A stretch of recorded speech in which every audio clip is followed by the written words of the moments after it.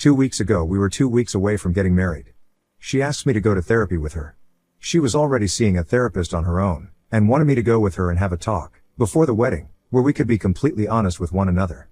That sounded a little weird to me. I thought we were already completely honest with one another. After all, we were getting married in 2 weeks, right? Also, she was super protective about her therapy sessions, didn't really talk about them. I have never met her therapist. So to be invited there all of a sudden seemed a little out of place to me. The day comes, and I go there. But out of self-preservation, I had my phone opened and recording any audio. My fiancé was already there. I had to wait 20 minutes before I was invited in. The therapist greets me and shakes my hand. We have small talk. She tells me I am not at all the way my fiancé described me. I think she is trying to compliment me. Then she looks at my fiancé and tells her this may be harder than we thought. That absolutely weirded me out. But I am a calm and collected individual, and I don't react, just kept that dumb smile on my face we all have in awkward situations. So the therapist starts talking. Has a small speech I don't care to repeat. My fiancé takes my hand as the therapist starts telling me that we live in a modern world, and that my fiancé wants us to have a non-conventional marriage moving forward. I smile. I am not sure what the hell that means. Through my mind I am thinking she wants to talk how she will not be a slave to her husband, she will not sacrifice her work life, etc. modern woman and girl power and all that. Nope, she is actually talking about how once we get married, she wants to be free to sleep with other men. The other non-traditional type of marriage. I forgot it's 2018. But she loves me a lot, and would not be comfortable with me having the same benefits. Because she would be too heartbroken knowing that I find other women attractive and that one of them could steal me from her. So I let them finish talking. They were very fluent, and they got more confident talking, probably empowered by my lack of reaction, and because I wasn't saying anything. This was definitely something they have rehearsed. I then asked the therapist if she is licensed. This, by her reaction, was not what she expected to be the first thing coming out of my mouth. She said yes. So I told her to explain to my fiancé why we will not be getting married anymore, and why we will not continue being a couple starting immediately. I wished them good luck, and left the office. Now, I want to report the therapist. I am not sure if I have to report her to the clinic, or is there a board that supervises therapists? I don't think they're planning an attempt to corner me as professional conduct, and I want her to pay for the misconduct. That session did not sit well with me. To be clear, there would have been no positive outcome to this talk my fiancé and the therapist had with me.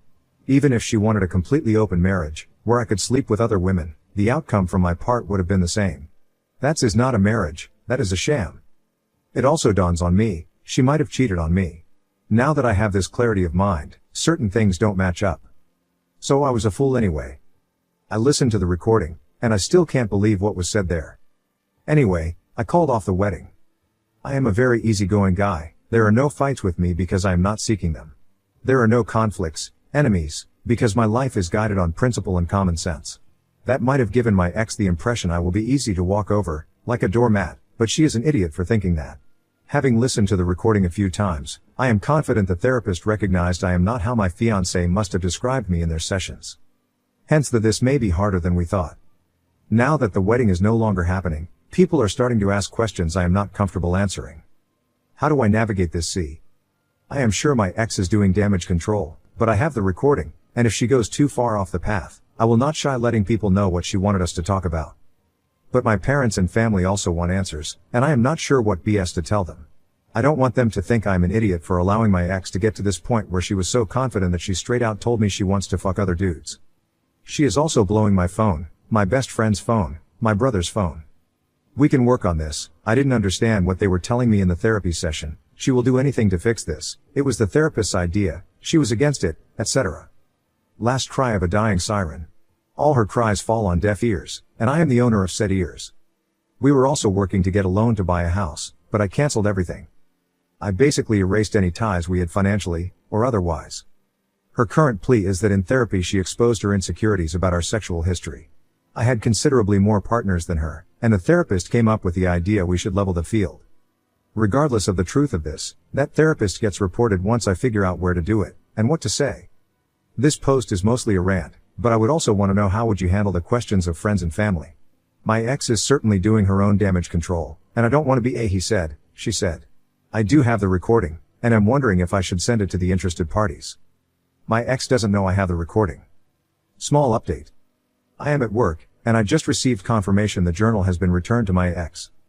I sent it early in the morning with the courier that our office uses, and she had to sign a confirmation order that she received it, as some have recommended. I came to the conclusion that reading it will not help, as she never took ownership of this whole situation. Thank you. Update 1. Jokes aside, it has been an interesting 2 weeks since my initial post. Monday last week I talked with a lawyer at work about the situation with the therapist. He looked at me like I was bullshitting him, and asked me if this was a prank. So I asked him if he wants to hear the recording. Damn right, was his answer. I talked again with him the next day, at the end of it. He noted a few things I didn't pay attention to. On the recording, the therapist was always saying we think, we want, we talked about, we decided. Not once did she say your ex here asked me to talk with you or your ex wants you to know, or anything like that. It was always we this, we that. He also asked me what my endgame is. Do I want to sue? He didn't think I personally have a case, to which I agreed. I never intended to sue anyway, but notify the appropriate institutions and let them deal with the therapist. A decision was made to write 2 letters. One addressed to the clinic the therapist works at, and one for APA. We checked, she was accredited. By Wednesday there were a few more people at work aware of the situation, including one of the 2 case researchers. She dug up information about the therapist, online reviews, as well as the contacts for 2 of her previous patients. The therapist didn't have the best reviews, there were people upset with her, and we managed to track the 2 we talked with through social media. They were more than happy to help once we explained the situation, and their stories were not any better than mine. The letters grew a consistent size, as we included the signed stories from the other 2 individuals, as well as my own description of how my ex changed once she started the therapy sessions, and a detailed description of how my meeting with the therapist went. Friday last week I met with the parents. Her parents came to my parents' house, and we had the talk. My ex was there too, and more info was disclosed. That made its way to the report on the therapist as well. This week, we sent the reports out. There was a reaction from the clinic. They called our office on Thursday morning, most probably to check if it is a prank or a real issue. We talked with their lawyer, or one of their lawyers, over the phone, and, when we confirmed it was legitimate, someone else was heard in the background, on their end, with a well, crap, they said they are taking this very seriously. A conclusion from one of the guys at work was that they probably received other complaints before, but this is the first time someone did it so well documented. Their letter also mentioned we are reporting this to APA, that might have turned the heat on as well, hence their quick reaction. I don't know what the result of this will be, and I consider my issue with it closed. However, having talked with the other 2 individuals that were treated by this therapist, I sincerely hope she is at least investigated, because she sounds insane and with an agenda. She ruined their relationships as well. One of the individuals was a woman, for the record. Then, my ex and her parents. Friday last week my parents called me and asked me to give them a visit after work. When I did, surprise. My ex and her parents were there too. My first reaction, seeing their cars in my parents' driveway, was to flee. This meeting was supposed to be on my terms, but she attempted to take the reins to it. That was not going to happen, let me tell you. My ex was waiting for me outside. She looked very good. If there was ever a girl you'd like your parents to meet, she was the image of it. She told me they are here to talk with me, and see if we can fix this. They as in her parents. She either never told them what happened, or she gave them a version of a story they were not buying. She had a journal with her. She told me she started writing in it before she began therapy, and continued writing in it until that Friday morning. That I should read it and it will clear out all this mess. I told her this is not a book club. I wanted to go inside and get the circus going, but she asked me if I can give her 10 minutes. She wants to talk with me for 10 minutes before I talk with her parents. And she kept handing me her journal, and started crying. And then my sister showed up, and then my ex's sister showed up. They were already there, and came out to check on us. So I took her journal, went inside, said hello, and lead my ex in the back of the garden, to an as isolated portion of my parents' garden as possible. They have a large garden with a lot of trees and benches. She quit her job. The stress was too much, and she had a breakdown. It escalated, never got better. She is no longer seeing the therapist. She started seeing the therapist for work-related matters, but somehow it turned into matters about our relationship, and it stayed focused on the relationship because it was the only thing the therapist seemed interested in. She never told her parents why she is my ex. She is seeing another therapist now. I just listened. She turned the discussion from her to us. Told me I would be in control. I will be managing the finances. I will receive access to all her devices. I will be able to track everywhere she goes. Any property we will own will be in my name. She will do anything I want to trust her again. Basically things she said in her messages over the last weeks. She enumerated more things than the ones I mention. I don't know how she thinks that would be a healthy life, for either of us. I asked her if she cheated. She told me she had the opportunity to cheat, but she had never. I believe her. But it also angered me. What does she mean she had the opportunity? If you are in a committed relationship, you don't put yourself in a position where you have this opportunity. You don't want this opportunity. It's like saying I had the opportunity to kill someone today. Why? What were you doing that there was such an opportunity? Why call it opportunity anyway? It makes it sound like something positive. That pretty much ended our 10 minutes, and told her we should go and talk with our parents. So we did. I asked our sisters to leave us alone, as it was not any of their concern what was to be discussed. My sister huffed and puffed, but a house made of stone survives hurricanes, and she was not one. Well, I talked, and explained what happened, how the therapy session went, and my resolve. I didn't mention I had a recording, because I never had to. My ex confirmed everything I said, which surprised me. Her father had teary eyes, and that broke my heart. Her mother asked her if this is how she thinks they raised her, and asked for an explanation. My ex basically told them the same story. Stress at work. Depression. Breaking down. Therapy.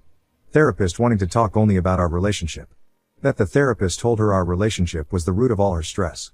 That the therapist convinced her I want an open relationship. That she might lose me if she doesn't level her sexual experience with me. How my reaction woke her up from her slump. She quit her job, is looking for something less stressful. She will do anything I want to get me back. Started crying. My ex mentioned the journal again, and said if I read it, it will explain everything, and that she was not on board with the therapist's ideas, but she went along with them because the therapist was a person with authority and experience. Our parents looked at me and I told them someone's private journal is not the type of literature I read, unless they are a dead poet.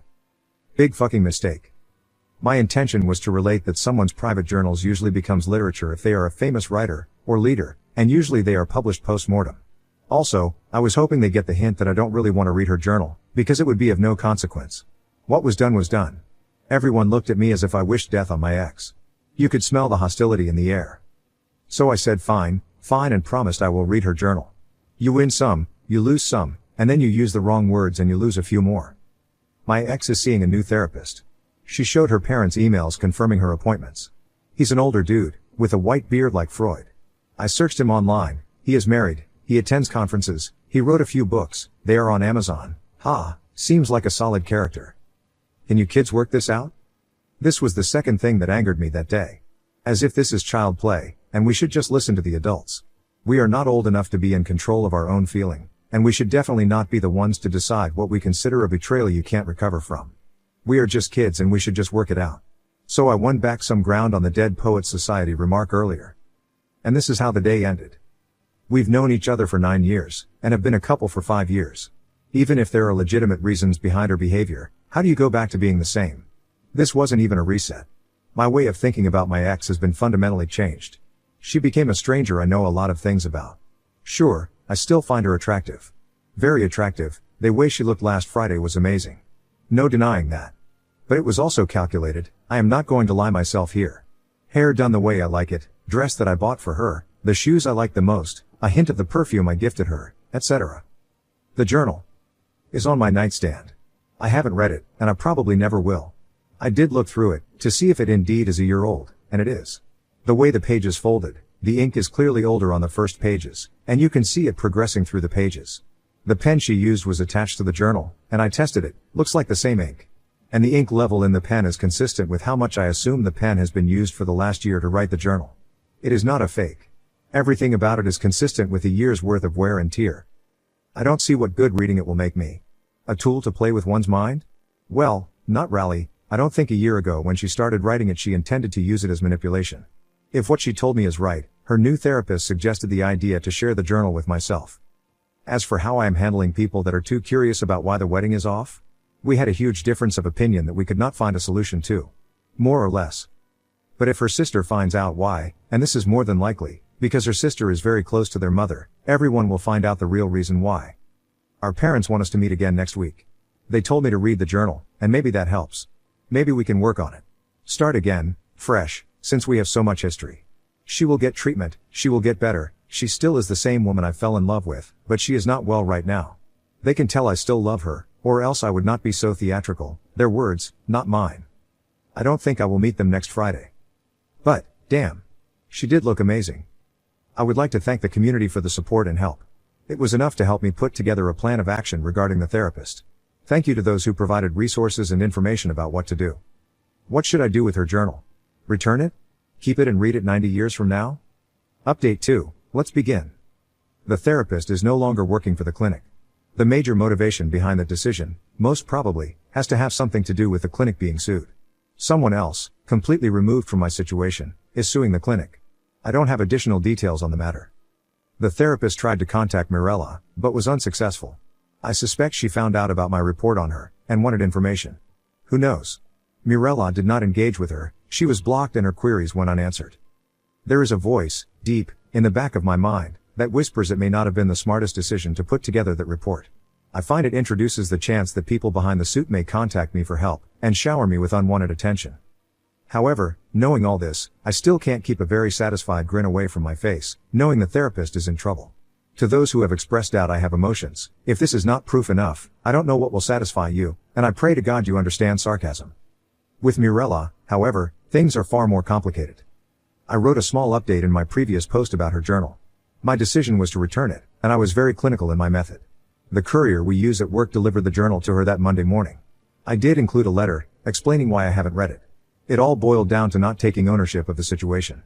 I felt that by giving me the journal, she washed her hands of the matter, and the burden of finding answers was placed on my shoulders. In return, I washed my hands of the matter. Honestly, immediately after they notified me that the journal has been returned, a feeling of regret washed over me. Maybe I should have read it. Later that day, Mirella showed up at my workplace. She didn't make a scene, nothing like that, she just waited in the lobby, patiently. Her plan was to wait for me until I finished my day, and then have a talk with me. Naturally, it didn't take long for me to find out she was there. My options were to either send her away, or talk with her. So we talked. Several architects designed the collapse of our relationship. Number 1, stress. This I knew about, but never the gravity of it. In hindsight, when she started looking for a therapist to help with the work stress, I should have been more aware of the situation. But she always maintained everything was fine, so why would I not believe her? Therapist or not, she still had a breakdown at work, which she hid from me, and her family. Number 2, I could have been a father. She had a miscarriage. She found out she was a few weeks pregnant, and wanted to make it something special when she would have told me about it. However, a few days later, she started bleeding, and that was it. She never told me about this because she was afraid I would look at her as unworthy. She knows how much I want to be a father, and she rationalized this would give me ideas she can't bear children. This idea is utterly stupid. Number 3, friends. I made no secret in the comments that we had friends in open relationships. Enter on such friend. She contacted Mirella almost a year ago, and invited her to lunch. She immediately started unloading the frustrations of her failed marriage onto Mirella. Her husband has something in common with me, we both had far more partners than our significant others. In my case it was 26 previous partners, in the case of this friend's husband the number was a whooping 70. Well, as soon as they got married, he demanded an open relationship from his wife, and she has been miserable ever since. Apparently the same thing was going to happen to Mirella if she was not careful about me. This friend told Mirella I am showing the same signs as her husband before they got married. Number 4, those we love are not who we think they are. Our fathers both work in academia, and knew each other for 30 to 35 years. They frequently attend work-related events and parties, and they usually go together with their wives. When I met Mirella, it was at such an event. I went with my father because I was interested in meeting a professor that could have helped me with my career, opened some doors. Mirella replaced her mother because they had a scheduling conflict, and her mother could not attend. Or so she was told. Turns out her parents were going through a very rough patch, created by her father's infidelity. Mirella only found out about this recently, when she talked with her mother about the concerns raised by the friend from number 3.